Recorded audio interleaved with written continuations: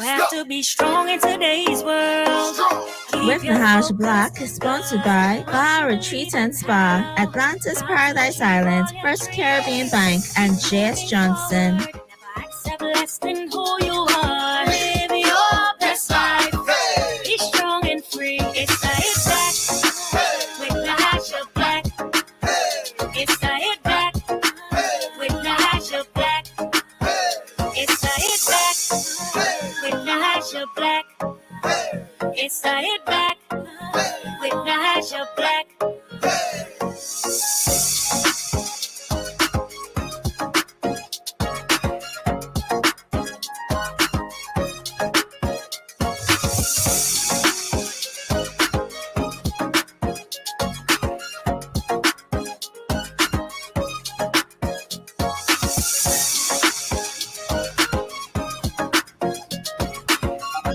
Good afternoon, Bahamas, and welcome to the Hit Back. I'm your host, Nathanial Black. Listen, y'all, it has been a long day. It has been a long day, but it is a great day. This is one of those days that the Lord has made. I will rejoice and be glad in it. I can't complain. I hope that everybody's doing well, taking care of yourself, living your best life, as we would hope that everybody is. Shout out. Okay, so I got to send a shout out. So apparently, like I said, I noticed I've been hearing this a lot from parents, right? What I've been hearing a lot from parents is that their children love my intro song. Okay. Special thanks to Sammy Starr for giving me a great intro song. The kids, by the way, proud parents. They have proud parents. A proud parent, Nathaniel and Paige Adams. Very proud parents of Jathan and Jada. Shout out to Jathan and Jada, wherever you are. What's up, little people? Okay. I tell you, my kids love it. The kids love it. I feel like if nobody else likes the song, the children love the song. And I feel like if you know anything about business, if you get children to like something, you can't help it. The parents are going to have to pay. There's a lot of kids. I always say if you got a business model where children are the number one source of that business, and it's a thing, you can get the kids to go ahead and force parents to pay for it. Why is slime so effective as a great business model? It's just slime. But I got children who will watch slime videos all day. It's ridiculous. Like when they have slime apps. So now they just make slime on it, which is a cleaner version. I like slime apps more than I like slime itself. Hello, everybody. Happy whatever today is. Wednesday. It's Wealthy Wednesday. We got a good show for you today. I have why I like Wednesdays, of course, back with this Wealthy Wednesday thing. I got friends who are making money in crypto, friends who are making money in real estate, friends who wish they were making more money than they are now, friends who are making no money and trying to figure out how to get on this money-making train. I tell you all, the train only got 6 cars. That's how I feel most times. The train only got 6 cars, and there's 6,000 of us trying to get on this one train that's only 6 cars. But somehow, y'all, I've learned a long time ago, there is abundance. Don't think like there isn't any money in the world. There's tons of it. We just got to get on the train, right? Just figure out who is heading in the direction of getting on the rat race and then just tag along. Don't be uncomfortable being the third wheel with rich people. Or with people who got more, annoy them. Y'all got issues. Listen, there's a time when you got to be a pest. Who was it? There was someone in the Bible who just annoyed the other person. It's like, you're going to mentor me. Who was that? Find that person and be mentored by them. I like Wednesdays because that's the day when we talk about different streams and opportunities of revenue in country. It's intentional that we do it because, again, all government does is do policies. If you're waiting for government to give you a paycheck, you're in the wrong vision mindset. All governments do is create policies that we demand that we have so that we can be the best people we want to be. Now, shout out again, Jathan and Jaden, right? Paige and Nathaniel Adams. I called your children's names them. Tell me what they think or what they thought when they heard it. Because, I love all the kids. I just don't want to babysit them, but I love all the kids. I don't do babysitting. Anybody want to borrow my 1-year-old? Gladly. But I digress. That is not the quality of show to talk about parenting matters. That is not the show today. So I have a special guest who's going to join me on the break. Of course, Economist Rupert Pinder is going to be joining me. Of course, you didn't know that was going to happen. Tomorrow, the next 2 shows also got pretty strong shows. Tomorrow, joining me would be Ambassador for China. The Chinese Ambassador Dai, will be joining me on the show tomorrow. And we're going to talk about our relationship, the relationship between China and the Bahamas. What is China's relationship to climate change? Right? What are their thoughts on climate change? We know that President Xi was in there at the conference. He sent a representative, but he and the Russian president were the only ones not there at COP26 in terms of world leaders. So that's very interesting. Also, on Friday, we did ask yesterday for the economic advisor, Minister of State for Economic Affairs, not an economic advisor, Minister of State for Economic Affairs, Michael Halkitis. I got the confirmation today. And why is that important? I'm ending up with a lot more questions than answers. And when you're talking about the economy, I need more answers. And so I'm not feeling I need more answers. And so I'm very happy that I got the call today that it is confirmed that Mr. Halkitis will be joining us tomorrow on Friday. Ambassador Dai will be joining us tomorrow. Today, we've got Economist Rupert Pinder. Have you guys heard? Glenys Hannah Martin, Minister of Education, had a powerful speech. I can tell you, she sounded a little freedom fighterish. Yeah, sounded a little freedom fighterish. She has the spirit of a father for sure. Very eloquent speech. And then you heard the big bombshell of the news.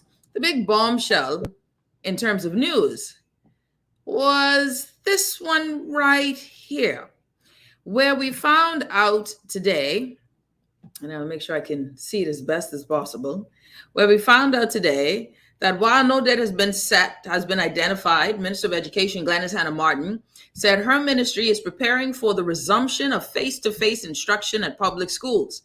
However, she said multiple schools will not be ready until next year due to their unsatisfactory state. Among the schools are L.W. Young Junior High School, Yellow Elder Primary, C.W. Sawyer Primary, Ridgeland Primary, Sybil Strawn Primary, S.C. McPherson Junior High, Uriah McPhee Primary, Gerald Cash Primary, Carlton E. Francis Primary, Center for the Deaf, Ellen Coakley High, Exuma, Georgetown Primary. What a time. I tell you, I don't even know what to say. I mean, that's a lot of schools, y'all. That's a lot of schools. LW Young. Now, mind you, see, I have a little feeling here. I got a little thing. C.W. Sawyer is my old primary school. Love me some C.W. Sawyer. C.W. Sawyer was sitting, waiting to be repaired. From King Hatchet was a hammer. I've always had a challenge with us putting the school's budget or the repair for schools coming at the end, or the budget, at the end of the fiscal budget, which would be in July, though we know schools open in September. So we would find that at the end of we would have it mid-July, beginning of July is the fiscal budget, and then schools would be reopening in September. And a lot of times, because of the delay in getting funds, we have schools that open late or not repaired. Here are some of the challenges with this. Now, I will say that we all know for the past few years, the country has been kind of in a back and forth, right? And I hear the question being, well, why weren't they repaired? We were down for 2 years, whatever. But I think we have to be honest, fair here in this one assessment that this has been a challenging fiscal period. Now, the question I would have, fiscal period, the past 18 months, 2 years, we know that schools have been closed most of the time. C.W. Sawyer was never ready. That means, and C.W. Sawyer is the one I'm certain of, because when there were classes, children were at the UB campus, right? They were at the College of the Bahamas, a University of the Bahamas campus, right? So, someone says that she's practiced her responses. I know C.W. Sawyer's students, they were at the University of the Bahamas for a while. Okay. So I don't know what happened here for however long. And I'm using that as an outlier. I'm wondering if, are we talking about schools that have been sitting in disrepair for over 18 odd months? Then you have to ask the question, was the previous budget, did it have in it funds for repair? If it did have in it funds for repair, then obviously the repairs weren't done. So that were those funds then put into the pandemic with regard to health. So we would just need to know how were those funds redirected, because obviously repairs weren't done. And and someone says, what the heck was Jeff Lloyd doing? I don't know, but I'm going to say this. We have been in a financial quandary for more than that, if you count Dorian, right? But this administration, the former administration, had some challenges financially. Were they redirecting funds to stay afloat? We were paying $1 million, doing $1 million in food assistance for, I think at minimum it was 17 weeks at one point. That's as far as I remember. So we were doling out some cash. So were funds for school repairs or Ministry of Education being sent out to other areas, being redirected? Okay. However, and that could probably explain the disrepair, but someone got to explain to me when they thought school was going to reopen. Because at some point you kind of knew school needed to be reopened. That school had to be reopening, or you all thought COVID was going to last forever. Now we have it where the schools are being said that they're in a state of disrepair, so much so L.W. Young Jr., Yellow Elder Primary, C.W. Sawyer, still hurting my heart about C.W. Sawyer, because C.W. Sawyer is also one of those schools that was, supposedly bought laptops. I don't even think computers and whatnot, not by the last administration, but by the one prior, but they weren't installed. So they were sitting there dry rotten. A lot of children could have used those. And then there was some talk of wiring up the schools so that the schools could be wired. And the school what happened? The school never opened. I still don't understand. This is concerning to me. And, God bless her. The speech was good. Now I need a date on what, next year. Next year. And these are all our primary schools. All of the, I have an issue. I have an issue with the fact that, thank God, and it's so sad. I have this issue, y'all, where I think private, any form of education in a country that seeks to have some sort of equitable, some parity, some a semblance of reasoning and thought of education and empowerment. Anytime when I have to pay for education, other than tertiary, I think is an injustice to everyone else, because there are a lot of parents who would love for their children to go to private school. They can't afford it. They're good parents. They are frustrated. They are hurt. They are saddened that their children cannot go to school. But I can afford to pay for my child to go to private school, so my children are in school. And then there are parents who are struggling to afford this, and their children are in school. So my having money further increases the divide between the haves and the have-nots. As anyone else noticed, this is unfair. This is a travesty. Now, what I would like to hear is the level of urgency. What are the plans, right? What are the plans? I said Ridgeland Primary. Someone says Ridgeland Primary is still hurting her heart. My son needs to go to school. I'm tired. I'm heartbroken because we are further. Education is pivotal to a growing of a society and of a young mind. And how many of these primary schools, listen to the amount of primary schools that aren't ready. Yellow Elder Primary, C.W. Sawyer Primary, Ridgeland Primary, Sybil Strawn Primary. I don't even know what that is, honestly. S.C. McPherson, that's junior high. Uriah McPhee, Gerald Cash, Carlton E. Francis, Georgetown Primary. Ragged Island All-Age School, someone said. At some point, we need to start saying this ain't making no kind of sense. I mean, my God, what were we doing? What were we doing? This is a new school. This is a brand new school year. So then I would have to ask, do we redirect funds because of the pandemic? Because I can't believe, I will not believe, and I won't even go there with that mindset that funds were spent or contracts done, paid out, but work not done. And that was not what the minister insinuated at all, just that the repairs weren't completed. So I'm assuming, and that's what we will see, that the budget perhaps was that the monies were redirected. All right, so Sybil Strawn is the former Carmichael Primary. Thank you. So I think, listen, someone says there has to be another list because there's probably more schools probably off the list. And that doesn't mean that the schools that are off the list, you're right, Ansela. The stuff that are off the list doesn't mean that they're perfect. I don't know what to say here. I am saddened for all of our parents. I don't like that. When you understand my gripe on this, y'all would understand why this hurts my heart. It really does, because I have an issue where if you have money, your kids can learn. I already have an issue with paying for education.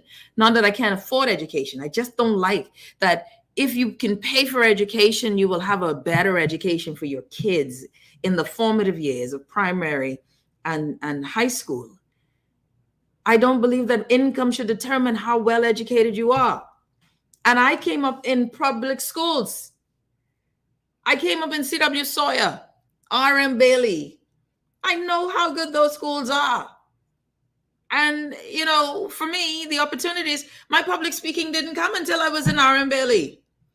My ability to communicate. So for me, these things are vitally important, man. And I'm just really saddened by this. I'm really saddened by this. I feel for every parent whose children who won't see face to face. My daughter in grade 3 is doing face to face. My fifth grader is doing a hybrid learning. I'm grateful, but I understand that it's unfair.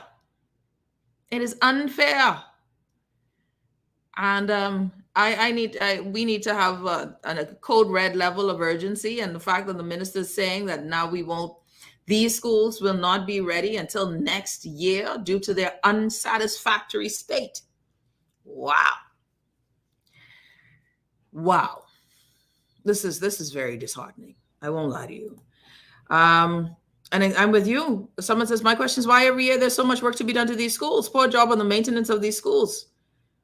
C.W. Sawyer was the best in the 80s. You ain't lying. All right. And someone says it's similar for paying for healthcare, Mrs. Black. You get a better experience. You're right. And that's why I tell you, certain places you just wish you could learn from it, right? Certain places you wish you could learn from, and we do better. Healthcare, we could do better. Because we don't, PMH doesn't have to be that way. Education, we can do better. We can do better. There's a lot of schools that are now being children who are not going, and this affects the income too. This affects the economy. And so, yes, we want the children to be safe. And now we need to figure out what is the way to get these schools repaired. And the key, to answer a question, why do they take so long, these repairs and these maintenance? Like I mentioned, looking at the budget, what I was told years ago is look at when the budget is done. The national budget is done in July, I think it is. By that time, we are looking to open school in September. Most times repairs start mid-July, end of July. And depending on the level of repair, you get in piece. So schools tend to open late anyway, most schools. Government schools, because repairs are taking so long, or you cannot do the balcony change because the steel is rusting and swelling and breaking up. You can't do that change because school has to start. I've been a proponent saying, why don't we put the funds for education, have it doled out at another time earlier than the budget, so that we can be on time, so that we can have all of summer. So as soon as school closes, we have repairs that are substantial. And when we do repairs, put history in the halls of our high schools, our primary schools, that every school should have the bust, so the face of whomever the school is named after and the history of it. Have a room just for the history of whom the school is named after. And the library in a school should be a monument to whom this person is named after. But all of these things, I'm very disappointed. So if you're just tuning in, before we switch gears and talk about VAT, while no date has been identified, as has been stated by the minister, no date has been identified. Minister of Education Glenys Hanna-Martin said her ministry is preparing for the resumption of face-to-face instruction at public schools. However, She said multiple schools will not be ready until next year due to their unsatisfactory state. Among those schools are LW Young Junior High, Yellow Elder Primary, C.W. Sawyer Primary, Ridgeland Primary, Sybil Strawn Primary, S.C. McPherson Junior High, Uriah McPhee Primary, Gerald Cash Primary, Carlton E. Francis Primary, Center for the Deaf. My God, we'd even disadvantaging our disabled even more. Ellen Coakley High School, Exuma, Georgetown Primary. You're listening to the Hit Back with Nahaja Black Guardian Radio, 96.9 FM. We'll be back. Someone says, Nahaja, I had to use the restroom at Doris Johnson during election, and that was a horror scene. What a time. We'll be back after this. It's Spa Week, we got what you need. Sit back, relax, and come in for a treat. We just wanna make you smile. We will go the extra mile at Baha Retreat Spa. Come visit us at Baha Retreat Spa on East Bay Street. Relax and come in for Contact us at 323-6711 or visit us online on www.baharetreat.com. What does Christmas mean to you? What about making a loved one's face smile bright or driving your own car? CIBC First Caribbean gives you up to 100% financing on auto loans. Apply online and let our auto financing take you places this Christmas. Visit CIBCFCIB.com for more information. Terms and conditions apply. We are working to protect our country, our people, and our livelihoods so that we can move forward. The vaccine is safe. The vaccine is easy.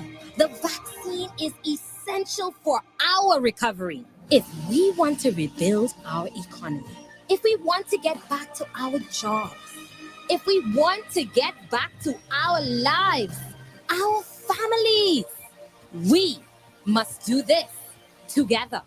This is Guardian Radio 96.9 FM. Fresh news, smart talk, all day. It's the Hit Back with Nahaja Black. It's the Hit Back with Nahaja Black. It's the Hit Back with Nahaja Black. It's the Hit Back with Nahaja Black.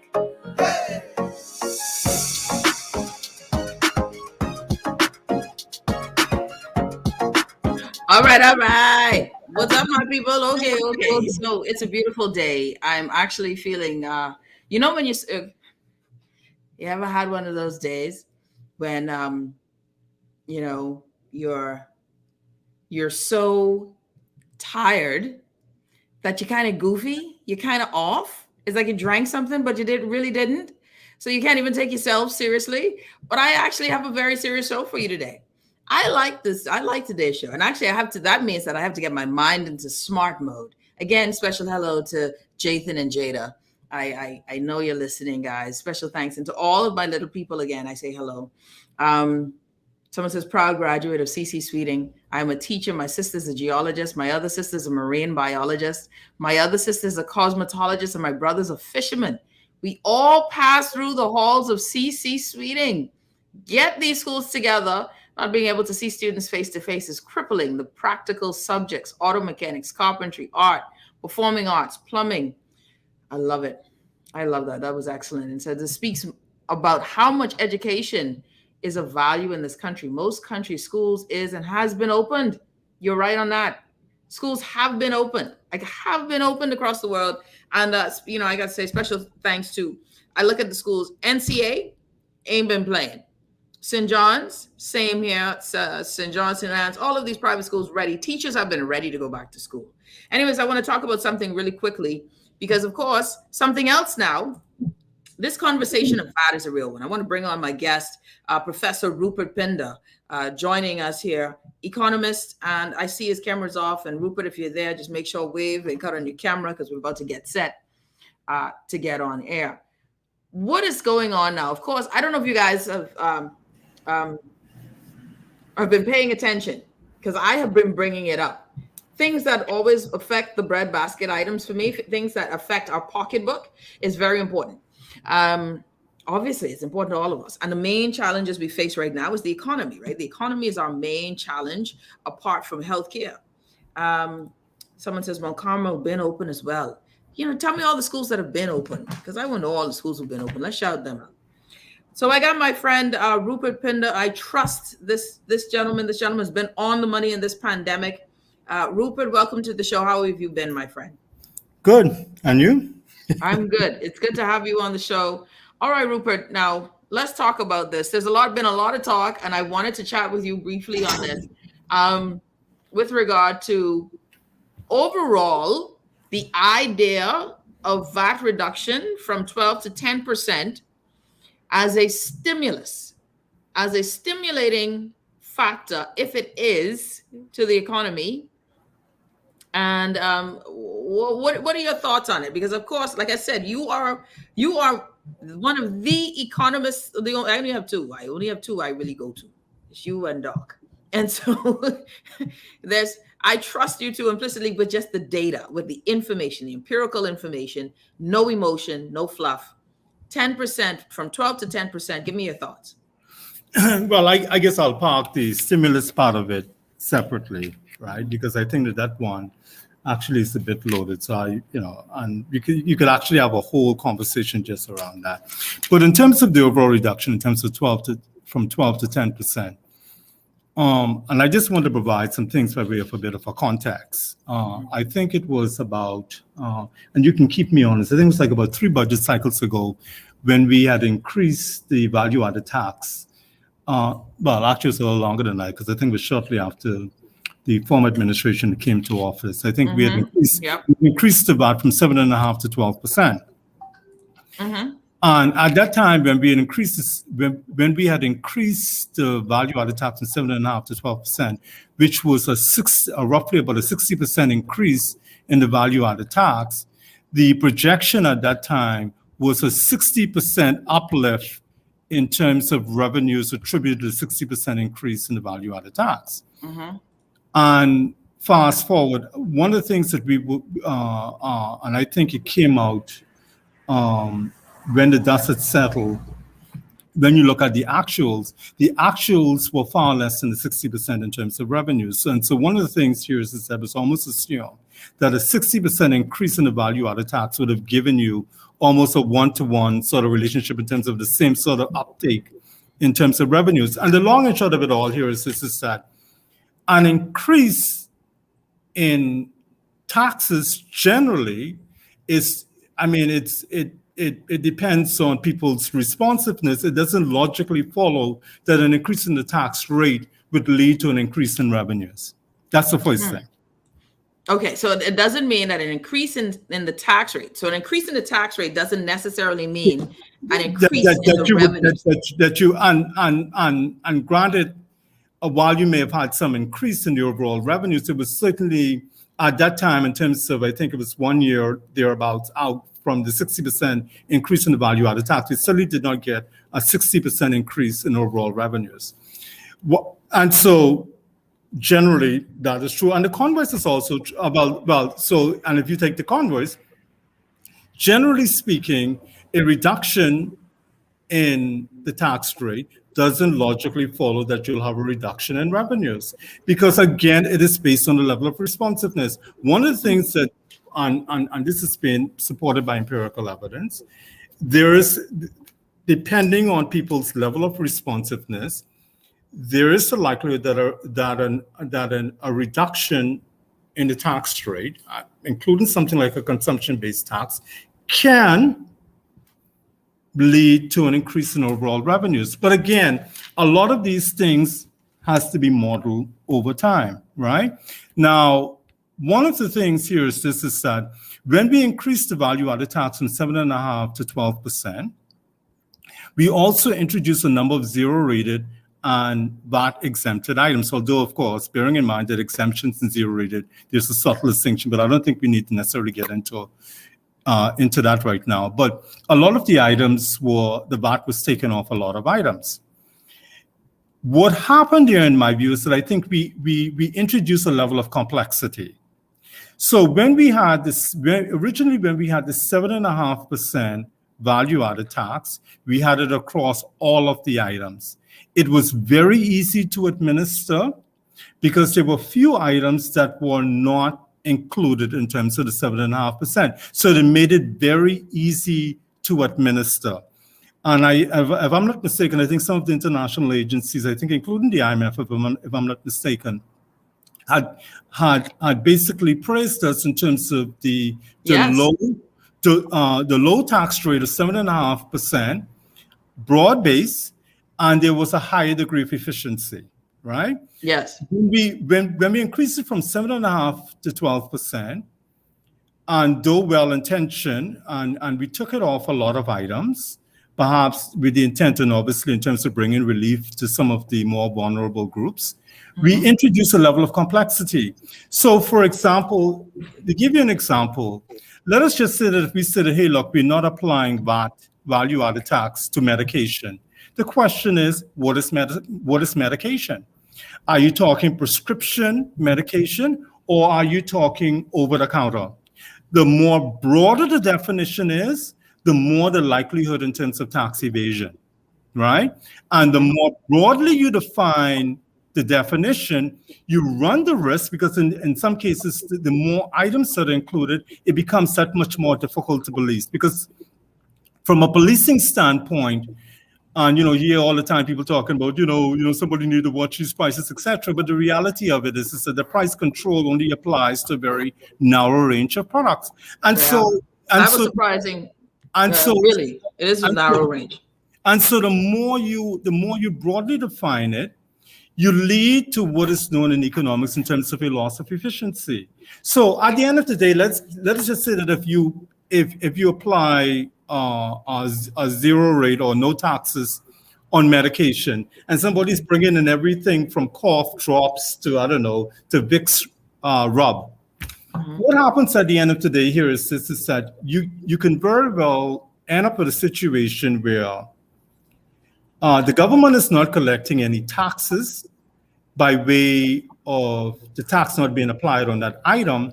And then at the same time, the merchant is not passing on any cost savings or any price reduction to the consumer. So if the consumer is not benefiting as a result of a price reduction, and at the same time, the government is not getting the benefit by way in terms of any uplift in terms of revenues, then it leads to an overall loss within the system. When you have a broad-based sort of taxes with few exemptions, then in that case you're able to hopefully capture more by way of revenues in terms of some of these items that may be able to slip through the cracks. And at the so the government benefits in terms of the additional revenues, and at the same time, there's no loss of the system to the extent to which the merchant is not, taking advantage by not passing on in terms of the overall price reduction. If you're just tuning in, Rupert Pinder, economist and professor at UB. Okay, Rupert, let me ask you this. Someone asked a great question. Should we drop the VAT rate broadly to 7.5%? With no exemptions? But I think one of the things too is that Minister Halkitis, Minister of State for Economic Affairs, said that they are going to keep it. They see no reason to go back up to 12. They're going to keep it at 10.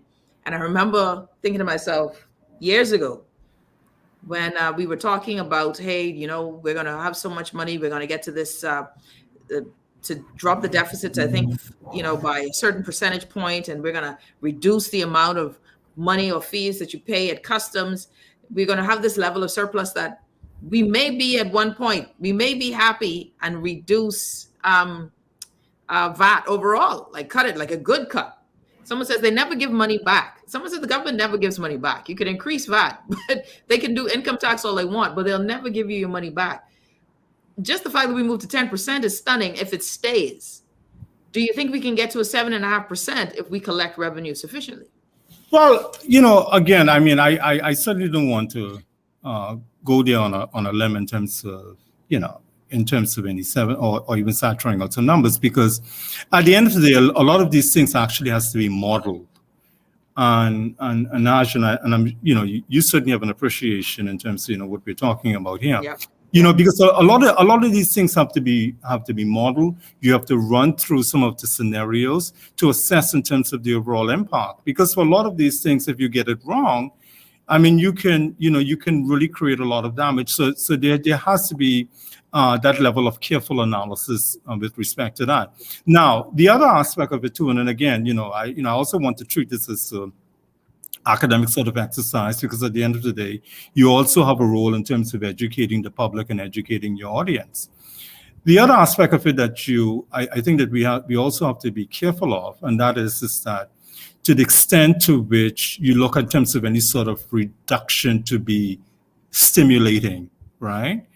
Because what really stimulates the economy is really in terms of growth. And in my view, this economy, in my view, grows by way of injection from the outside. US dollars is really the real stimulus. Yeah. Yep. And so we have to be careful in terms of what I would term, quote unquote, recycle layer, right? So Bahamian dollars is really not, in my view, a stimulus. I mean, it's really in terms of US dollars, in terms of providing real, that real injection in terms of uplift. Now, yes, you want to look in terms of some sort of redistributive, sort of impact. Ideally, I think over time, in my humble opinion, I think we have to look at more progressive form of taxation, and that in itself can be a separate show. But bearing in mind, and again, to provide some things by way of context, tax as a proportion of GDP is less than 20%. I think it's like around 18, 19%. So if you were to look at our total tax revenues, inclusive of value-added tax, it's still less than 20%. The overall, and you say inclusive of value-added tax, so you're including with that duties. Everything. Wow. I just looked at the chart ahead of this show, and if I'm not mistaken, I think it's like hovering somewhere around 19%. Most of the the international agencies, I think it was like about 5-6 years ago when they did an assessment within the region, and I also saw a very interesting chart, because within the region, the tax as a proportion of GDP is anywhere from about 20 to 30%. I think there was one Latin American country. Well, Cuba is an anomaly for any number of reasons. I think theirs is like around 38%. So you can take that out as an outlier. So let us disregard that. But it's anywhere from 20 to 30%. So if you were to take the arithmetic mean of something between 20 to 30%, we can be anywhere in terms of like around 25%. And again, I mean, so what it suggests is that there are areas that arguably we are undertaxed, and there are areas where there's overtaxed, right? Because the system is such that it's a highly regressive form of taxation. And Nahaja, if I may, I also want to introduce another point that you and I would have spoken about ahead of this show, which I think is also very important. To point out, and that was just that there've been a lot of discussion in terms of the overall reduction, in terms of the 12 to 10%, and in terms of the impact of some of the more vulnerable groups. Bearing in mind that if it is found that there is a group that is impacted as a result of, let us just say, in terms of the introduction of value-added tax on some of the breadbasket items, there are certain things that you can actually do to mitigate that. And that is, for example, international agencies talk all about the time, or all about this whole scenario of having more targeted subsidies to some of the more vulnerable groups. So you can look in terms of transfers to offset that. But also bearing in mind that whenever people talk about the impact of these sort of things in terms of the vulnerable group, the assumption here is that somebody has done the survey, or somebody knows in terms of how these groups are actually impacted. And break it down just to make sure that folks understand what you're saying. That the study, what you're saying, because I thought that was an interesting point, that you're saying we haven't done really any study. Well, Nasha, I cannot say whether or not, but I cannot say so much in terms of that, because obviously, Have you seen any though? I've never seen no, any no, no, on our but consumption. I guess what I will say, and again, I open myself to be challenged on this, and that's fine, because it'll be a learning exercise, and that is this. Over the years, and that's not to say the study doesn't exist, but I haven't seen a study where there is a survey in terms of the breadbasket items, right? So, for example, I think for years now we have had a breadbasket item. I'm sorry, breadbasket, a basket of items that seem to have existed for so many years, right? So the question is, so the question that I would have is that is that consumption still relevant today? Because, for example, when I live among the poor, right? So, for example, when I look at my neighbors, right? I don't see people necessarily eating corned beef and canned tuna. I see them eating bamboo, right? That's right. That's some good stuff. Don't sleep. and Wendy's number one and the Big Mac. So the question then becomes is that whether or not Wendy's number one that has gone from $6 to $7, whether or not that have more of an impact on the vulnerable group as opposed, let's say, the increase in the price of corned beef. So the point I want to make here is this: is that we make the assumption that that these price increases with respect to the overall basket, it's going to adversely impact the poor. Or somebody else will say, well, oh no, it won't impact the poor. But the question is, where are the studies that underpin some of these statements that we are making? Let me ask you though, Professor. Let me ask you this, Professor Rupert Pinder joining us, economist. I have to ask this though. When we look at it, your prices are going to go up at the counter, at the teller or cashier. Sorry, your price on your receipt is going to go up. What the administration is saying, they're going to target this. This is now targeted.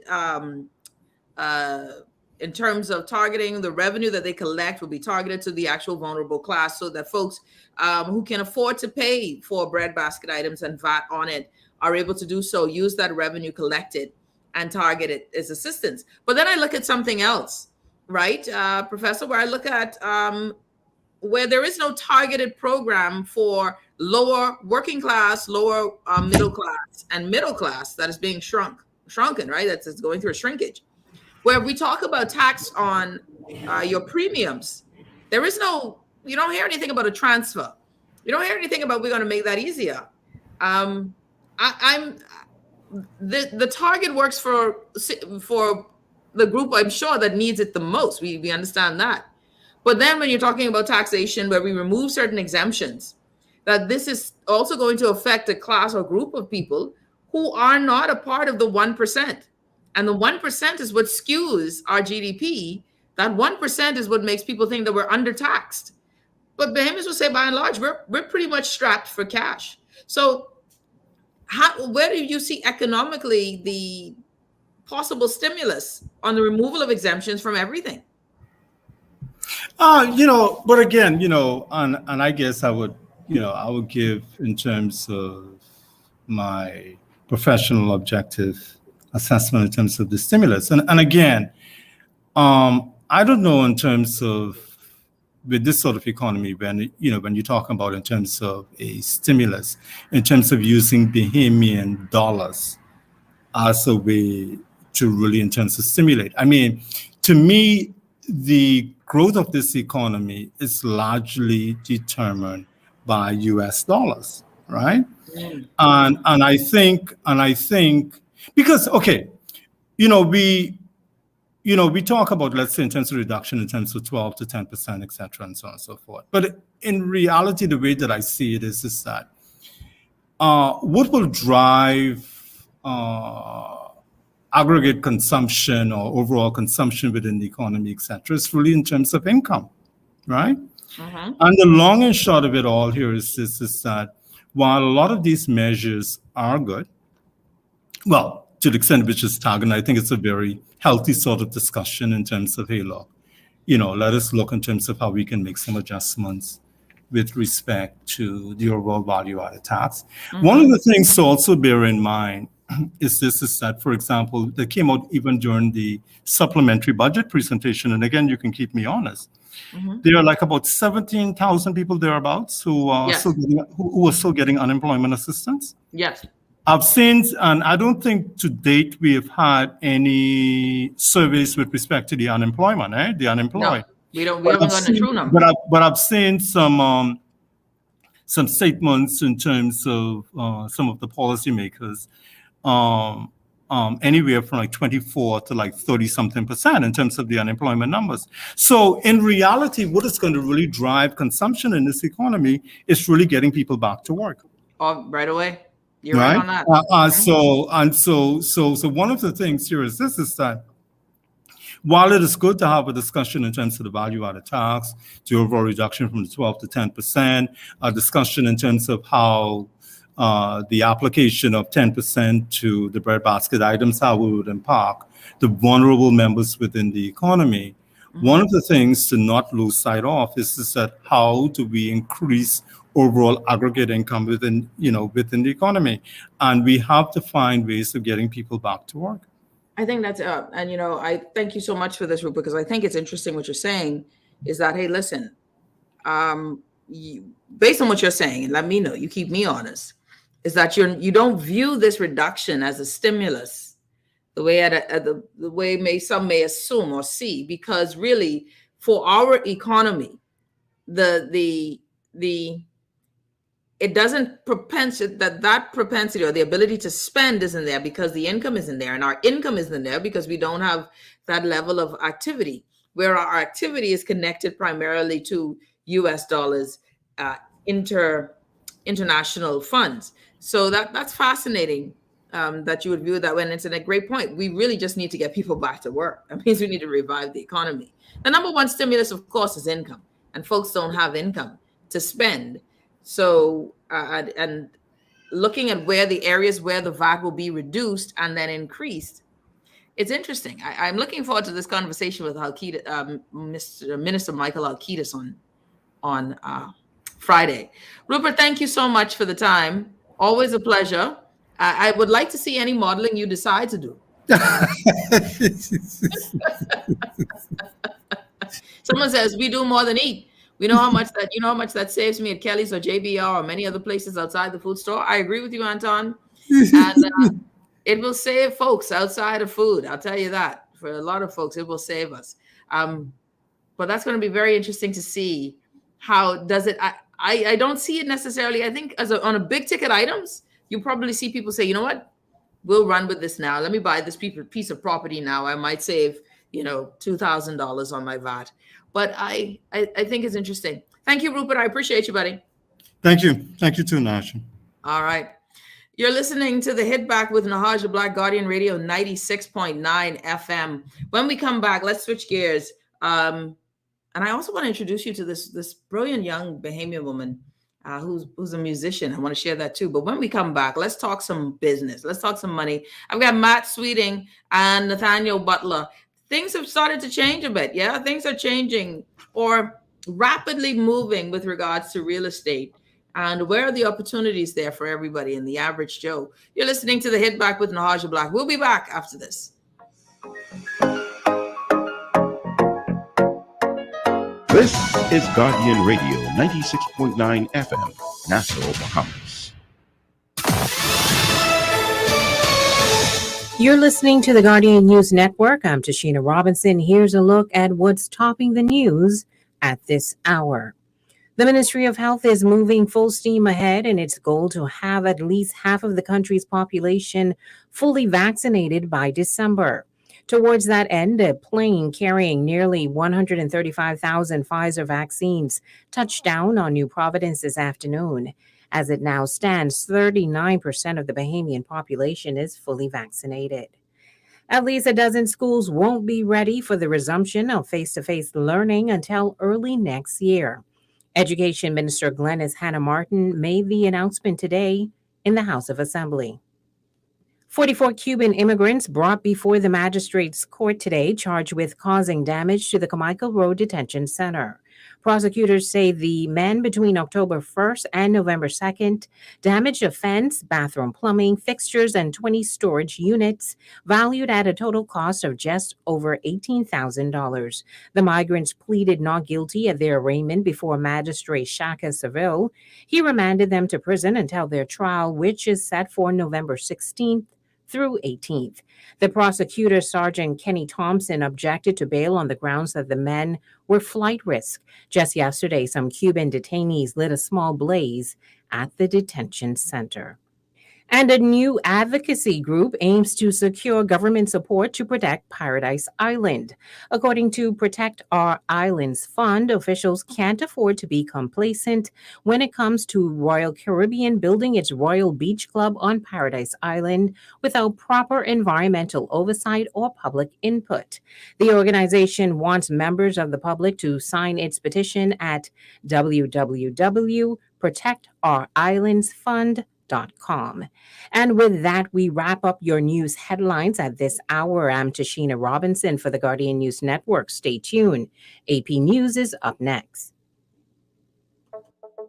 Tired of banks forcing you to use technology to bank the way they want you to? Your convenience is important. So no matter what your banking needs, Commonwealth Bank's friendly staff are always available in branch for that personal one-on-one service. But when you choose technology, our online and mobile banking app offers you state-of-the-art functionality. The choice is yours. Commonwealth Bank. Bank the way you want.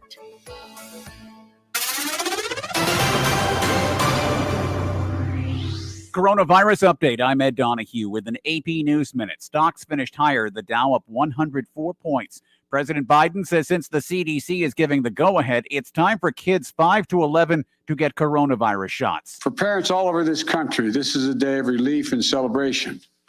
After almost 18 months of anxious worrying every time your child had a sniffle or started to cough, well, you can now protect them. At the White House, the president says there's enough supply for all kids. We've been planning and preparing for months to vaccinate our children.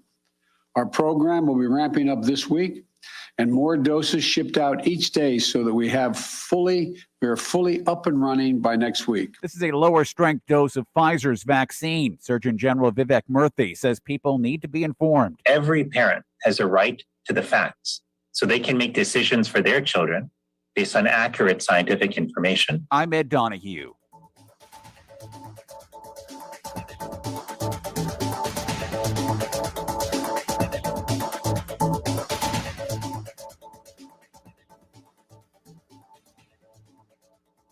This is Guardian Radio 96.9 FM. Fresh news, smart talk, all day. It's the hit back with the hash of black. It's the hit back with the hash of black. It's the hit back with the hash of black. It's the hit back with the hash of black.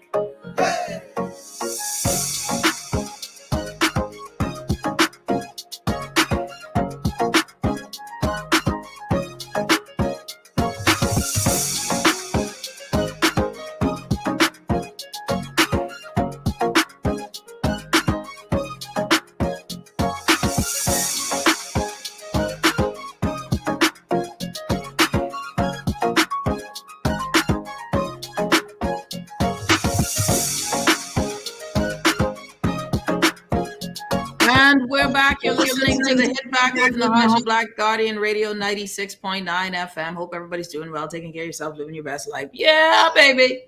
Woo! All right. You felt that? That was the need to push that out there. All right, everyone. It's Wednesday. Started off the show with the recognition or the understanding that, or the announcement from the Minister of Education that a bunch of students and schools will not be opening for face-to-face until next year, right? I was trying to skim through the speech. That's a whole other kettle of fish. I see my guest, Matt Sweeting. I know he can hear me. Matt, just cut on all of your microphones and your cameras so I can see you. Make sure that you're ready to go. And if you can't, then I need you to restart so you can jump back on. But we want to talk about something now. It's Wednesday. And so we're going to talk about property. We're going to talk about purchasing and the opportunities there. Again, why do I do these shows? I do these shows for us. Again, we got to be trying to live to get out of the rat race. There's no such thing as you ain't smart enough, you're not capable. We got to move out of the limiting mindset and limiting belief system so that we can all, of course, move to the next, the next level that we wish to move into. And yeah, no, he is, right? So someone's saying Matt can help. He's a good guy. I know Matt is my guy. So we have Matt Sweeting. And let's see if we have Matt. Matt, you need to get yourself sorted there and send me a text if you can hear me. So let's talk about it a little bit. All right. First things first, one of the trends and things that we're learning and looking at in real estate, and I have to do this now because my guest is having some technical issues, so we'll go with this. All right. Interesting things that are happening in the market in country with regard to real estate. And one of the main things that's so interesting about it to me is that property is moving. Property has been moving. And I see Matt now. We finally got him, and I think he's ready to go. Property, your mind is pandemic. People ain't as broke as you think, right? I need Matt to tell me what's the demographics of the unbroke folk, because I need to know exactly who is not as broke as I think. Because folks, whilst we were in lockdown, property and homes were being sold, and not just any type of property. These are high-end properties. The vacation rental market is robust. It is back. And I'm a big proponent of that. I can tell you because I live it. I know what it is. It really does make money. Like really. Like no joke. Slap yourself. You'll be a happy person once you price it right. Including that, your energy costs, including that, your cable costs, including that, your cleaning costs, any trinkets, put all of it in there so that you don't get hosed, because BPL will ruin your profit margin. I'll tell you that now. Welcome, Matt Sweeting, founder, owner of One Oak Realty. Matt, welcome, buddy. Hey, what's up? It's good to be on. Boy, hey, when you got so much tabs open, couldn't figure out where the tab was coming from, where the voice was coming from, but I am here now. It's good to be here. You sound like my husband is having like 4,000 tabs open, Matt. You know, how does the computer still run with all those tabs running? It just makes no sense. I don't know. Yeah, okay. Tell us a bit, Matt, what has been going on? The last time you were here on the show, we were talking about, well, we always talk about this. And for the record, folks don't know, Matt Sweeting is my realtor. Matt is our family realtor. Matt and I have been, God knows, I didn't realize we were this old, Matt, but we've grown up together. Oh boy, yeah? I'm telling you. Kids and everything. We are there. So the last time we were together, Matt, we were talking about and this was in the beginnings of the pandemic, I think, and somewhere coming into the middle, how who can get into this market at this point where revenue is a little low. Tell folks about where we are, the country is firstly on the property train, and where are there opportunities for folks to get in. Yeah. So let me start with the state of the market. The state of the market is extremely exciting right now, right?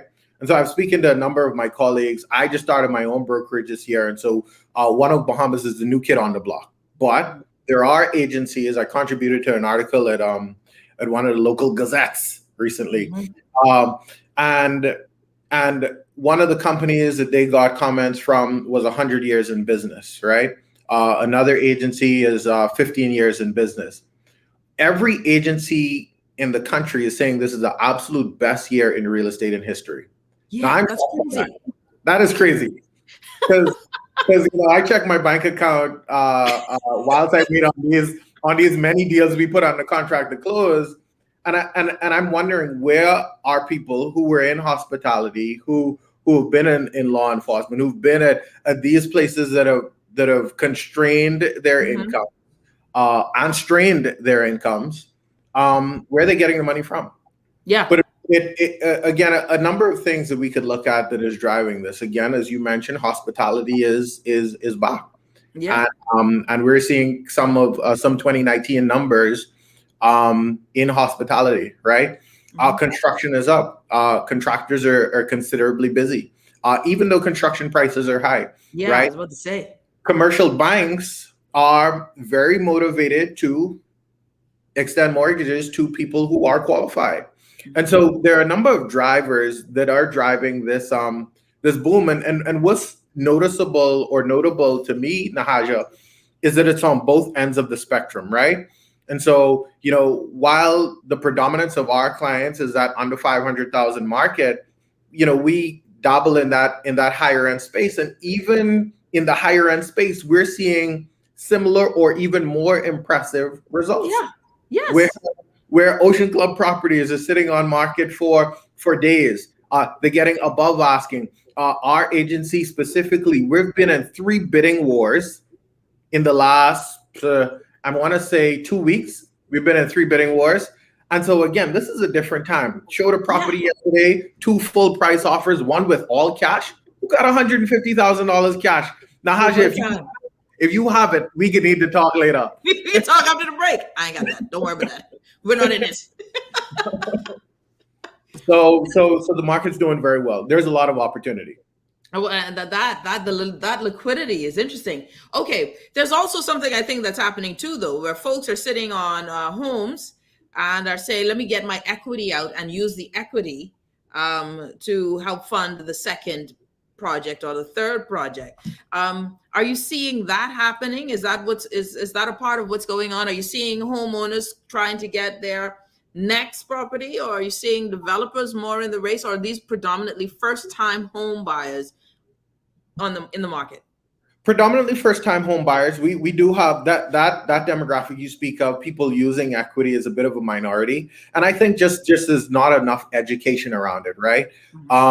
I think that's a huge opportunity. And again, as I constantly comment that when we look at the range of investment and financial opportunity space in the Caribbean, and more specifically the Bahamas, we are limited, right? Mm-hmm. And so we do not have an extremely robust a stock market that we can invest in, and it supplements what we do full time. Mm-hmm. Real estate, though, because we're in a very great real estate market, more Bahamians need to be looking at real estate as their way to accelerate their financial ambitions. Yes. Right? Yeah. And the way to do that, and I think another thing that I often comment on is the fact that there's a lot of that old school mindset within the Bahamian culture. Mm-hmm. So the Bahamian culture was, you buy a home, you die in that home, right? Yeah.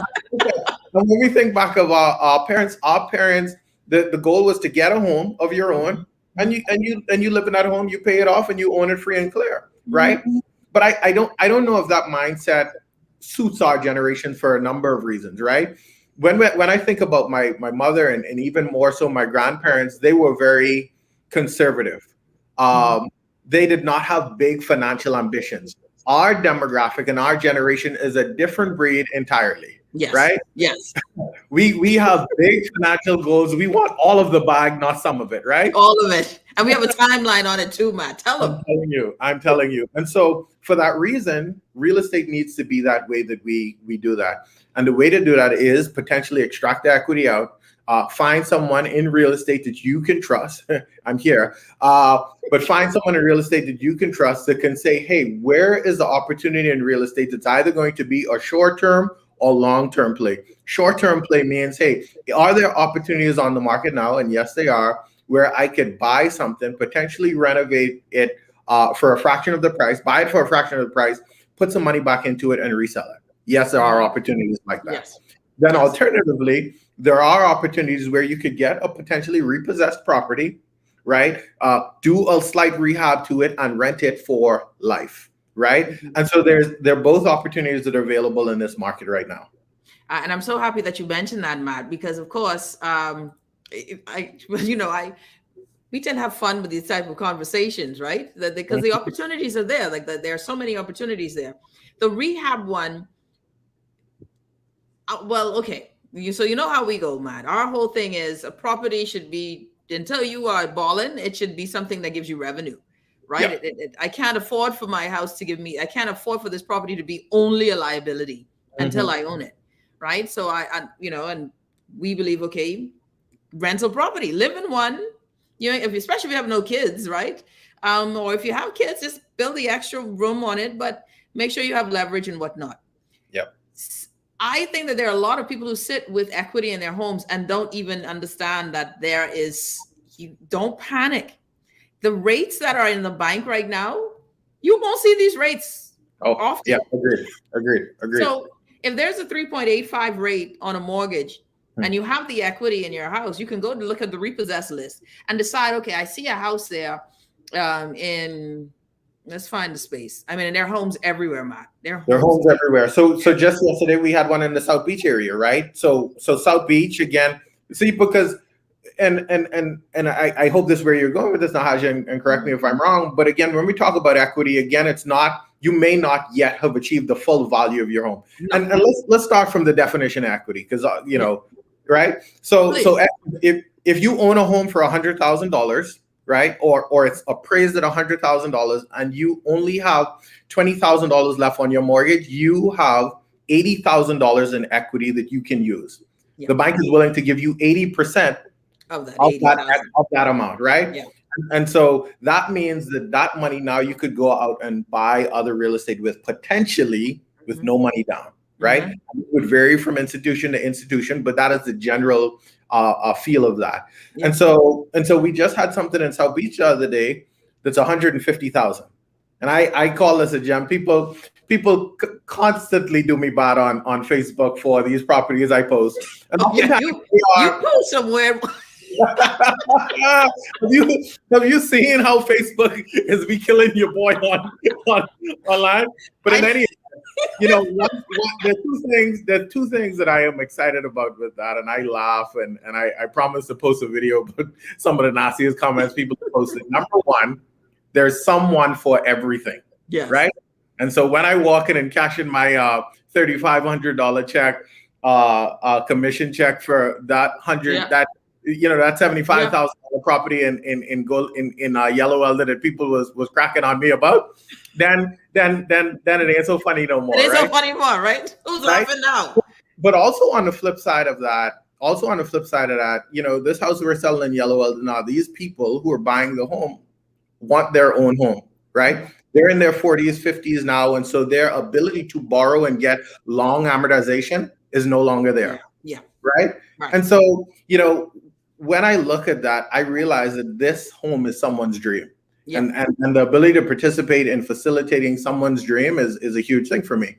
So there are two things that contribute to that. But even in that Yellow Elder home, some people, and this is another thing that I find oftentimes with Bahamians, not every home you buy, you need to feel like you should live in, right? That's right. Say it again. So not every home that you buy, you would live in. That's right. Because people buy with that mindset at times, and I think that's holding a lot of people back, right? Because they look at a home in Yellow Elder and listen, nothing wrong with that area, but you might not want to live in that area. But what you need to appreciate is, and I'll just use Yellow Elder might not fit this exact criteria, but it's close to the hospital. It's near a bus stop. When you look at factors like that, who is going to rent this home and how good of a tenant could I get? Yeah. If you're getting a mortgage for $75,000, I'm going to throw out an arbitrary number. I haven't done the math on it, but let's assume the mortgage on that is $600, $700 a month, and let's assume, let's assume for a 3-bedroom, 1 bath in Yellow Elder, you could get $1,000, possibly even $1,200 a month. And that is a reality. That's a reality. Yolan, you got a house in Yellow Elder for that. I need to talk to you about Yellow Elder. I totally ready. What you're hitting on, if you're just tuning in, Matt Sweeting, owner and master realtor, but I call him owner of One Oak Realty, and my realtor, right? Love this guy to pieces.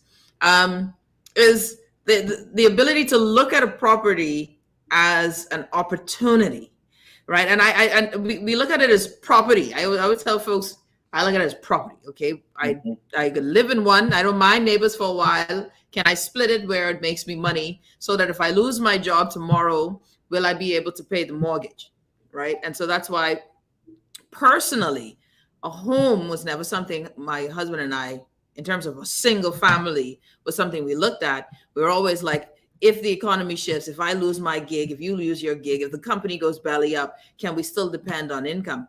One of the things that I think we look at too, or what we need to consider is a small investment space can be split into like rooms now for vacation rentals. People are now splitting up their own homes. The children are empty nesters, and they're splitting it up into rooms.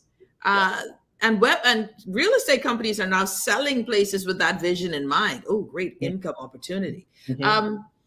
Before I get what are your thoughts on that? The lucrativeness of taking a home and dividing it.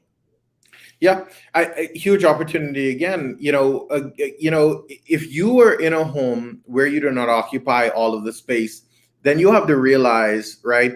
Let's use the same scenario about this $100,000 property, but you're only occupying one bedroom because the kids are gone. You're only occupying one bedroom, kitchen, bathroom. You got another bathroom and bedroom that's being quote unquote unused, right?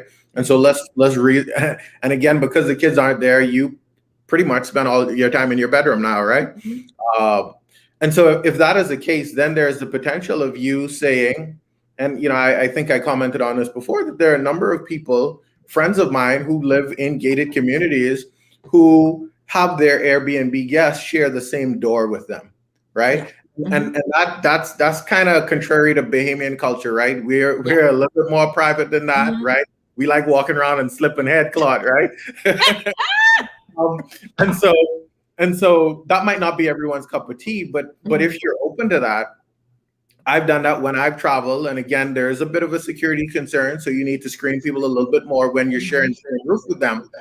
But it's a huge opportunity to now, for a property that you're paying $600, $800, maybe your mortgages, let's call it $1,300, to now defray those costs, and add some money back to your pocket by renting that out on Airbnb, VRBO, so on and so forth. Yeah. And before we take a quick break, someone had a question. At what stage of your mortgage does equity begin? That's a good question.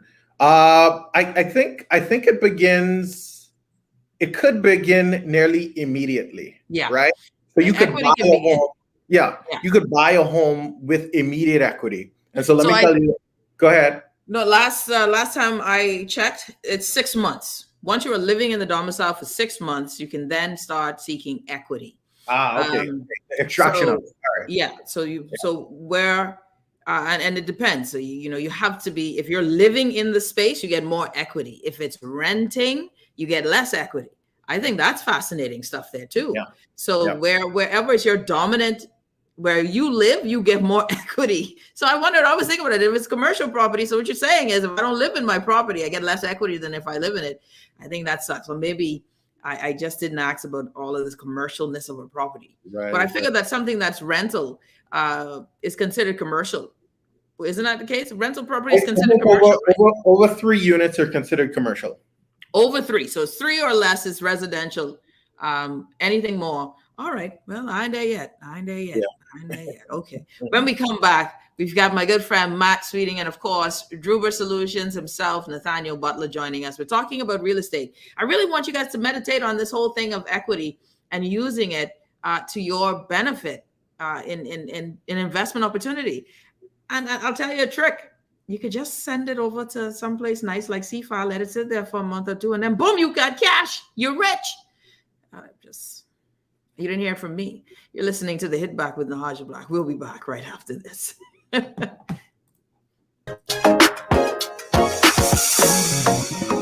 J.S. Johnson Insurance Agents are the best. Reliable service, we've been on the scene, protecting since 1919. J.S. Johnson Insurance has the test. Always covered me. J.S. Johnson Insurance, peace of mind. We are working to protect our country, our people, and our livelihoods so that we can move forward. The vaccine is safe. The vaccine is easy. The vaccine is essential for our recovery. If we want to rebuild our economy, if we want to get back to our jobs, if we want to get back to our lives, our families, we must do this together. This is Guardian Radio 96.9 FM. Fresh news, smart talk, all day. It's the hit back with the hash of black. It's the hit back with the hash of black. It's the hit back with the hash of black. It's the hit back with the hash of black.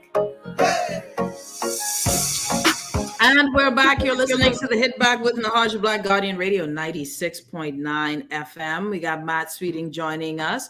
Druber Solutions, my guy himself, the one and only Nathanial Butler, always here. You two are two of my favorite people. And okay, my husband Mark, when he never gets jealous because he understands that y'all just gonna stay being favorites. It doesn't even matter. Unmute your mic, Nat. Welcome to the show. Wow, thanks for having me back. I really, really appreciate you. I want to say special shout outs to Matt for jumping in there and talking about real estate. I was just there taking notes and I had to catch myself and I'd be like, oh yeah, Matt and we talk about this. Yeah. You're actually supposed to be on the show. Yeah, stay focused, buddy. Stay focused. All right, so we're talking about, about real estate, the opportunities that exist, right? And where I wonder sometimes if we lose people with this conversation, right? Because I know that there are folks who cannot afford, they think any sort of property at this point.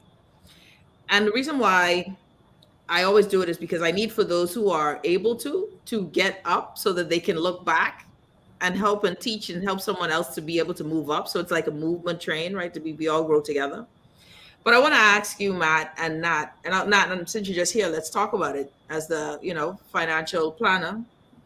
How do folks get the first property? What do you say to someone who's saying, I want to get that first property? What are some of the rules of the road you would say to them?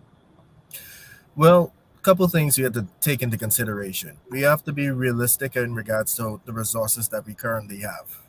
A lot of persons who want to get their first property you always hear me talk about it. They have West Wind's dreams, but you might have time with money. And the reality of it is, a couple of things you need to do. First, make sure, one, you're on a stable job. If you're an entrepreneur, it's going to be a little bit more harder, but you can still do it. You can still do it. Two, you want to make sure that you have some savings. The savings that's going to be needed for the deposit that you're going to have to make, and also the closing costs. Closing costs are the legal and sometimes real estate fees that are attached to it, along with taxes. And then the last and the most important thing is you want to start to develop your relationship with the financial institutions. We have from banks, we have from credit unions, we have insurance companies, and even mortgage lending entities here in the Bahamas, all that can assist you. Of course, at different price points, but here's the beautiful thing. Once you put yourself in that position and you build the relationship, it's a little bit more easier to get the loan from that entity. And the last one and the most important thing is understanding the usage and the need of the property. Your first home has to be a starter home. I mean, I'm just being realistic. Our first home has to be a starter home. So we're not looking at something extravagant. We might be looking at something from a standpoint of maybe we're going to rent a portion of it, or maybe we need to add on to it, or maybe we're going to live in it for a period of time until we could do better and move into a bigger place. We have to have those type of conversation. But the challenge I find, and I let Matt speak to it a little bit more, we are very quick to become sentimental with the real estate property that we have purchased. Yeah. We mowed that lawn. We planted those hibiscus. That's our yard. So when it comes down, and I've seen couples fight a lot on this, or individuals struggle within themselves, knowing that, hey, I probably just make barely enough. We call it house poor.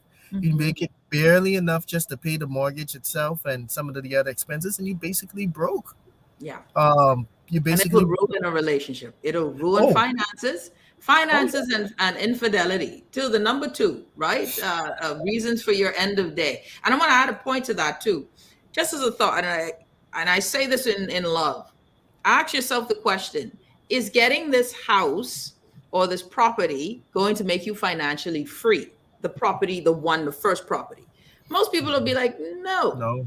Especially if it's a home, because all you're seeing in this home is a mortgage. So a lot of folks get into it and say, I've always wanted a home. I want to put my children in a home. Great. But then you ask yourself, okay, I want to put my kids in a home. And then what? Can you afford it? If you are a single mother, if you lose your job, what happens? I am a big proponent. Do not buy a home if you could avoid it. First go. I'm telling you, just don't get in. Don't fall in love with a home, because it probably won't be your dream house anyway. No. Right. That dream becomes a nightmare real quick when pressure is applied. And you can even have your job and still have other circumstances, health, family members having challenges. Someone passed away. You know, and Matt and I, we are very vocal on getting the income generation part of it going first. Yes. It doesn't have to be in real estate, but just getting just more than that one stream of income, so that when you do move into the process of getting that ideal home, there's comfort in being able to afford it. Sometimes with that one stream, you find yourself running the risk of the external factors, the economy, the industry, the job. You got to be careful with that. You got to be careful with that. I hear somebody, yep, I agree with that. Plenty house poor people out here. Plenty house poor. And if you are in that situation, you can change it. It might just require a little bit of effort and work, but you can change it. Yeah. And listen, sometimes you have to live like no one else so that you could live like no one else. Get a little bit uncomfortable, man. You know, I think that's one of the main things. Discomfort sometimes is great for change. And you end up in a financial spot, and it requires and it demands you do something you didn't want to do. You didn't want to share a bedroom. You didn't want to have to split your house in a third and rent it. Right. But now you have to. And you will then open yourself up to opportunities. You know, guys, I like to make sure when I'm leveraged, I'm straight. I don't like when the odds are against me. Someone asked a question. Would you recommend buying out of pocket or getting a loan if you can afford it? There are trains of thought. I like to say, if you got the cash, use the bank money, stay liquid. That's my thought. Matt, who will go first? Depends on the person. It really comes down to depending on the person, because let's just say you have all the resources and you just check out for the bank. You know, you're the ideal client. But if that person, from a mindset standpoint, believe that billing out of pocket is just them, you know, they won't be comfortable with a loan. So you'll find that individual will be more into house sharing, where you're splitting up the house and trying to generate other forms of income and then move on to another house. You find that they would be more advantageous for something like that. But in regards for persons with a loan, that's the more traditional route, and nothing's wrong. No pathway is wrong. All pathways help you get to your destination. You just need to figure out, does this best suit me? Does this best suit me at this current time? And will this help me reach the destination that I want? I think most persons would start the pathway, and once they get more knowledge, they begin to realize very quickly that they actually want to do a U-turn, go the other way. Yeah. Matt, your thoughts on that? Yeah, I would say, again, there's no clean-cut answer for this. It would vary and based on that person's circumstances and financial ambitions, right? So we were just working with a lady who was looking to get out a home that had structural issues. The home still has value, but she realized that if she continues to sit in this home, that it's going to continue to lose value, right? So the idea we had for her was, well, let's get you out of this. Let's acknowledge the structural issues, and maybe we'll find a contractor who will buy it, right? But let's buy that home. She's an older lady who hasn't worked in some time. The next home that we find for you, we'll buy it all cash, right? Yeah.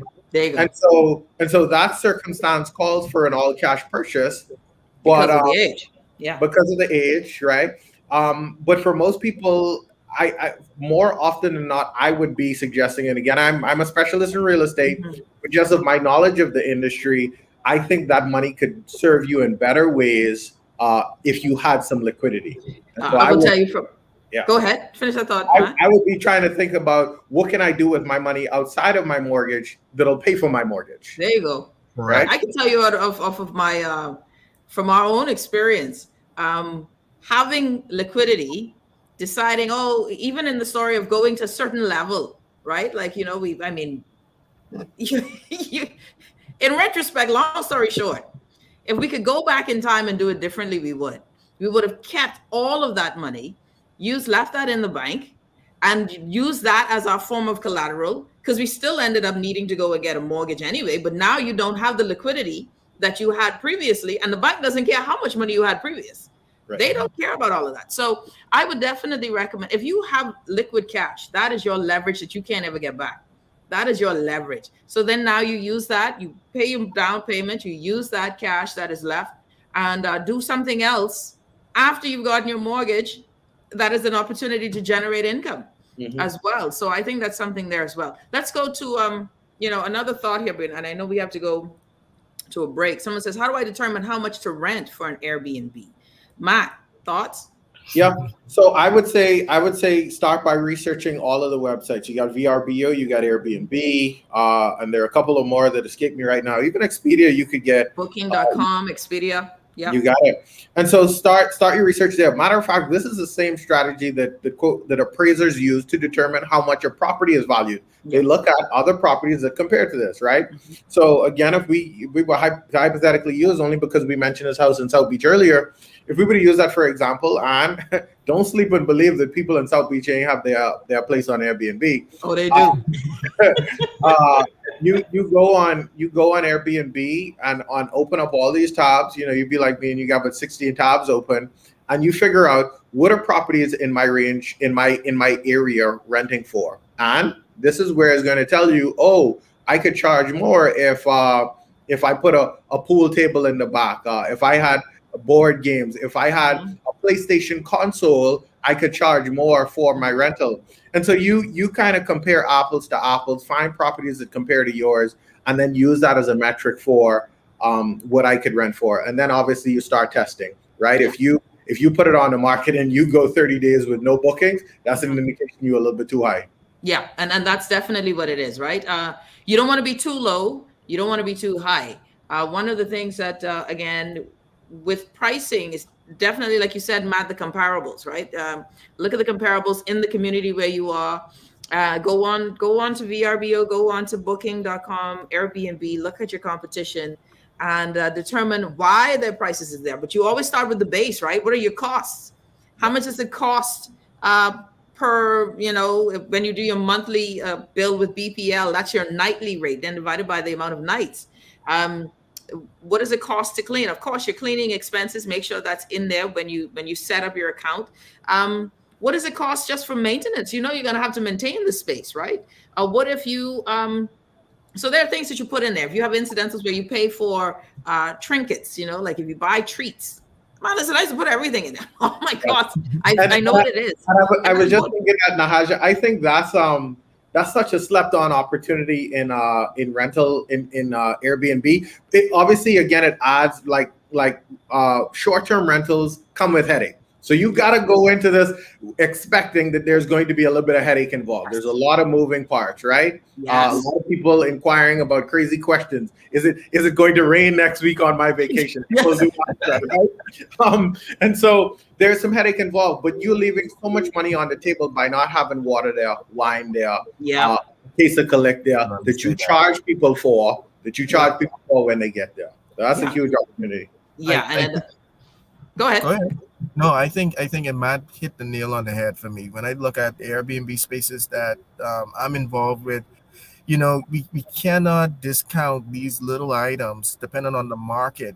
Do you see that patronize your space and the usage of the space?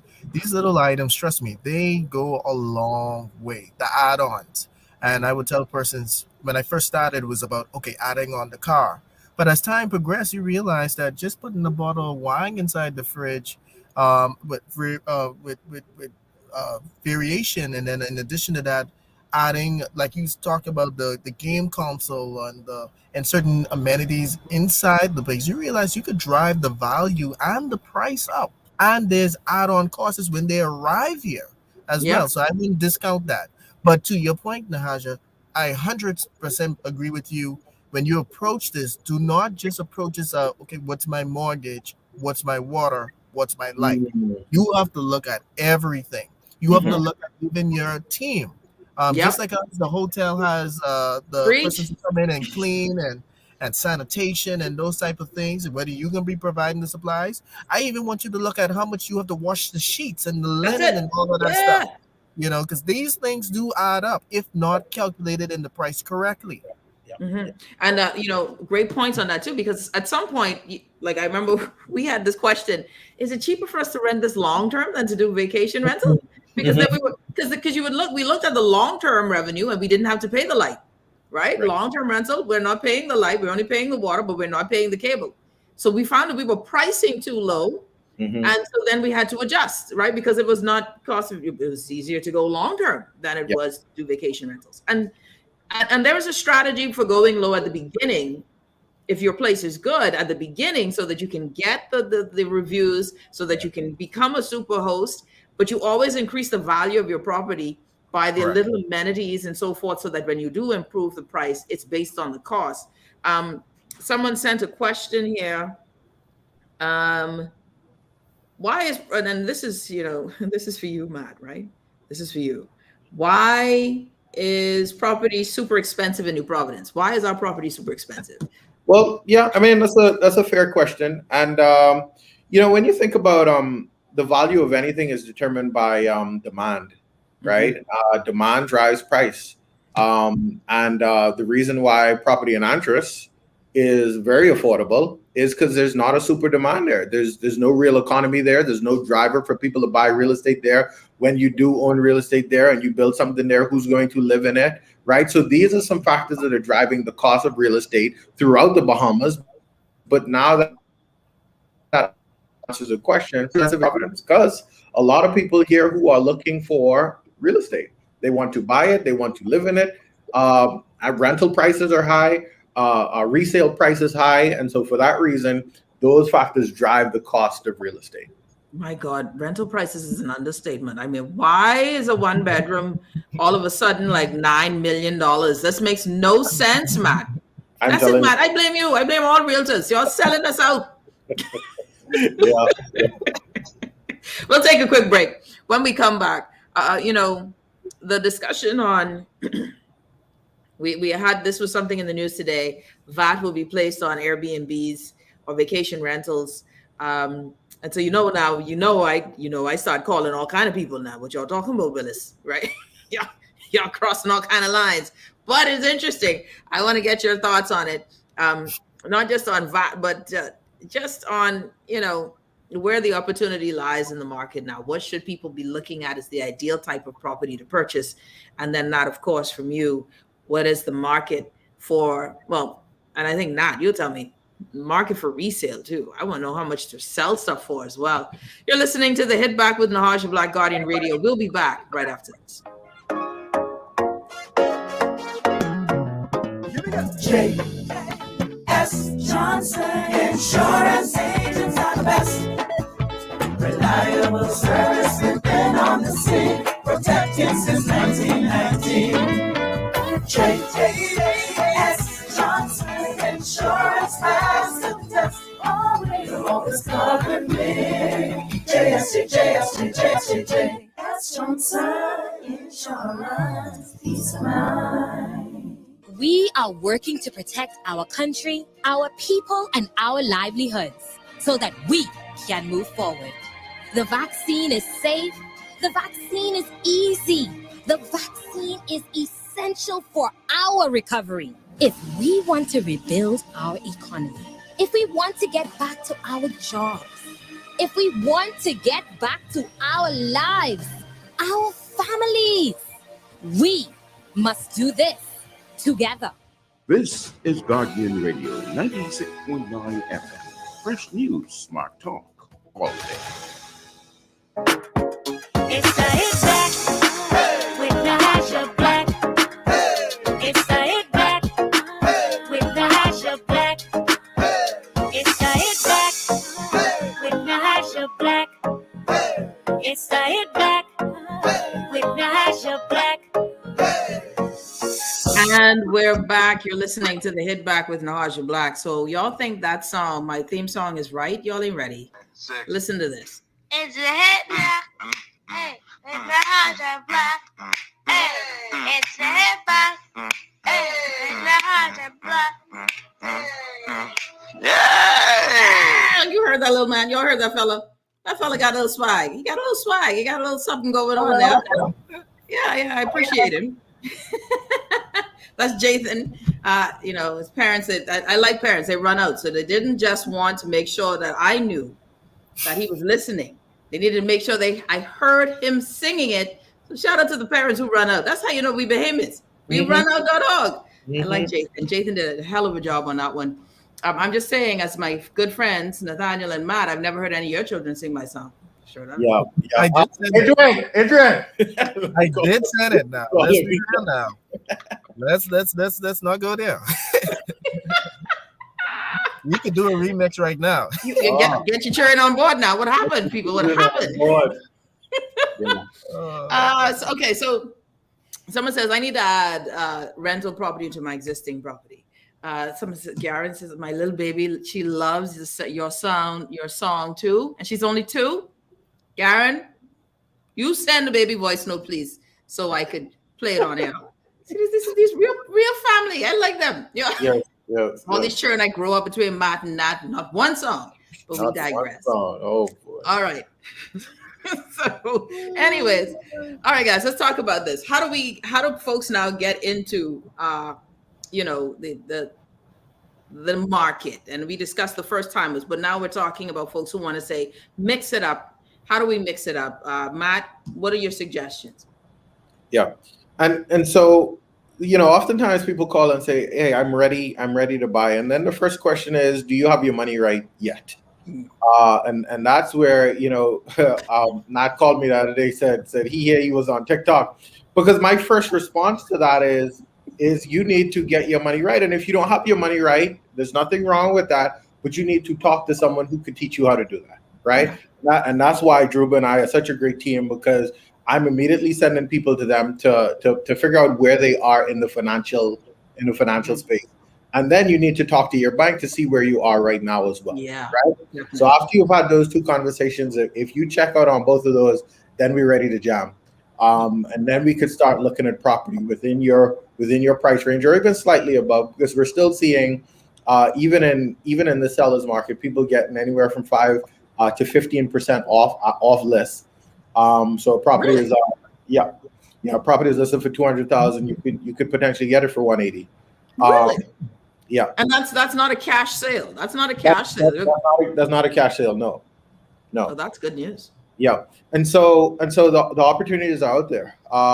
And then we get into the deal. But one thing to note is that costs are still super expensive. And so that means you need somewhere to the tune of about 15% in savings. Correct. To make the purchase happen. So if we use that 200,000, for example, we're talking $30,000 that you need to have sitting in your bank account to make that deal happen. Yeah. So that is cost prohibitive right there. But again, as we say, that plenty of people got it. Yeah. And that, and I like how you said it's cost. It's expensive, man. It's expensive. This ain't no small. I can't. No. Why we gonna live in America where you can get 1% down and $4 you put on, you got a house and you get the keys tomorrow. I tell you. Not how do folks, seriously, it's super expensive though. I just the initial costs are crazy. Yeah, give folks a walkthrough on the initial costs. Yeah, so starting off, you have what we call the mortgage fees that you're gonna. Well, first and foremost, before we even get into all of that, you got to start off with the lawyer 2.5 or 2%. And then on top of that, they have what we call disbursements, where they have to do title searches and all kind of other things that needs to happen. One of the things that also you have to take in consideration, if that property has property taxes on it, that also has to be cleared as well. And then you get into the bank fees. So you have the mortgage fees. If you don't have enough for a down payment, then there is the mortgage indemnity fee. And then you also have on top of that, some other charges that the bank can also levy on top of all the fees that they are currently charging you. And then last but not least, then you also have what we call VAT stamp. that you would pay in regards to transferring or acquiring the property. And But this then 10% need to happen fast. I needed to go back to 7.5. if you have a real estate agent involved, they have to get their fees. If it's vacant land, 10, and if it's not, then it's 6. And so yeah, so like Matt said, when you add up all of these fees together, you have to literally go in with the mindset of having somewhere between 10, 15, 20% of the down payment, and being honest with yourself to know what you pre-qualify for. I would say to persons, don't call a real estate agent until you find out what you're pre-qualified for. Let's start there first and then call the real estate agent.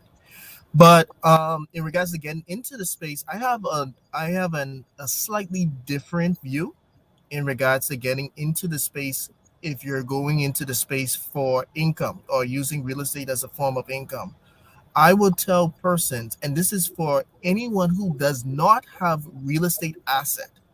This is really for anyone who does not have real estate asset.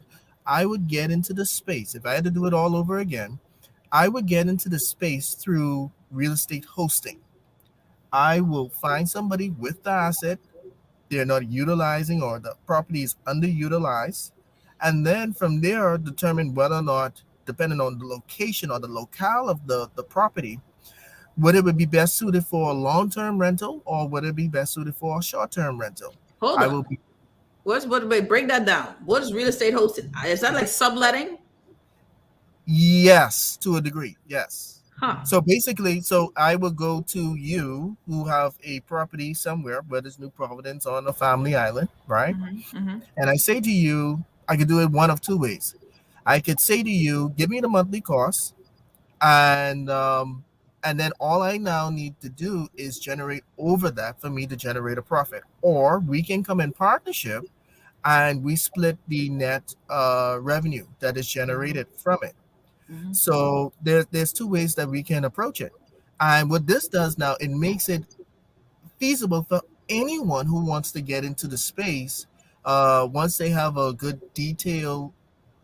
good eye for renting and being a property manager. You can really over a period of time really generate the funds needed for you to purchase your own real estate asset yourself. And with having your system up and running, it makes it a little bit more easier for you to cross over into the long-term rental, or to really stand out in short-term rentals. Yeah. And go ahead. No. I'm thinking that's my first mind is, so is it a barren land, or is it like something on a family island that maybe they're just not using? Like what are we That's what I'm talking? saying. We're talking about, so it could be anything. It could be anything that is underutilized. So I give you an example. Leasing.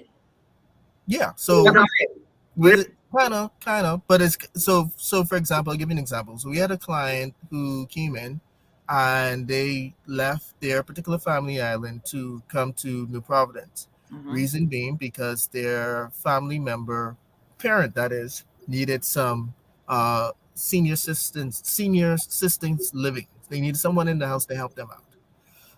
So as a result of that, they had their house. Their house was vacant, and because when you don't occupy the space, it deteriorates a little bit quicker. Yeah. They decided to utilize that space and turn that into a rental. But they didn't want to do it by themselves. They were on another island, etc., etc. So they found someone who had no attachment to the property, and they came together, and that other person is now hosting. So they would invite persons from those sites that you guys would have mentioned earlier, and the money is now split at the end of the month. All right. Based on the nature of the house, the person had in mind of renting the entire house. When the person who was hosting came into the picture, they came with a slightly different concept where they just rented the rooms. And from that moment on, the numbers really started to work. That exploded. Yeah. Okay. I got a few questions I want to ask. Someone says, sure. So 2-bedroom condo on Paradise Island, short term or long term? It depends. Mind you, all I hearing is money, cha-ching, ching. So I was going to roll that bug over. But condition of the condo. Yeah. No. Condition of the condo. Yeah. What do you say, Matt, to that? Yeah, same. It varies. Again, there's no clear cut answer for it. It really depends. Maybe the yield on short term rentals on Paradise Island might be high, and you could do. And there's something to consider in that short term calculation as well as vacancy, right? Yes. And turnover, right? Yeah. If so that team that Nat talked about, it might take a day for that team to roll over.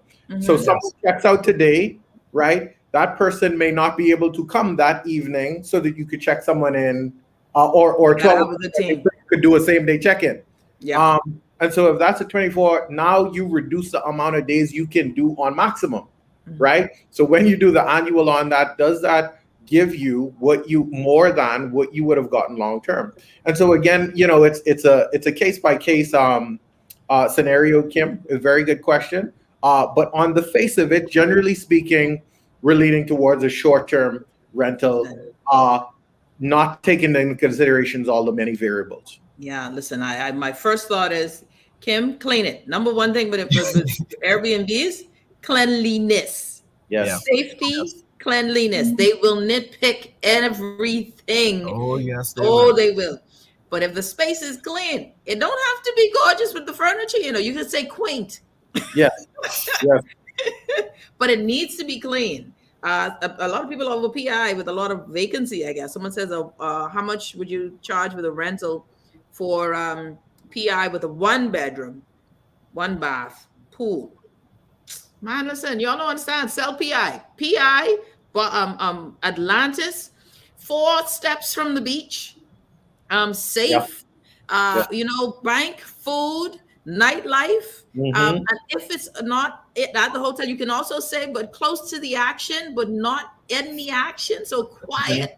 Yes. Y'all ain't serious, bro. I'd have done that, would have been finished. You know what I normally tell persons, because remember now, for persons who are not in the real estate world, they don't have that mindset of, okay, how do I sell the location or the locale of the property? I normally tell persons, just go into the papers and look for properties nearby yours and look at the description that they have. Yes. And that will blow your mind of items that you never even thought that had value in regards to the locale. Oh man, it brings a lot of value. Yeah, and someone else, large living room. What about a 1-bedroom condo in Cable Beach? As long as you got a room, you could call it a studio. If it's just a living room, we'll have the pull out and the TV, and that's a rentable asset. Guys, thank you so much for the time as usual. Appreciate you. Matt Sweeting, One Oak Realty. Nathaniel Butler, Druba Solutions. Thank you guys so much. You're listening to the Hit Back with Nahaja Black, Guardian Radio. See you guys. We'll talk tomorrow. We're out.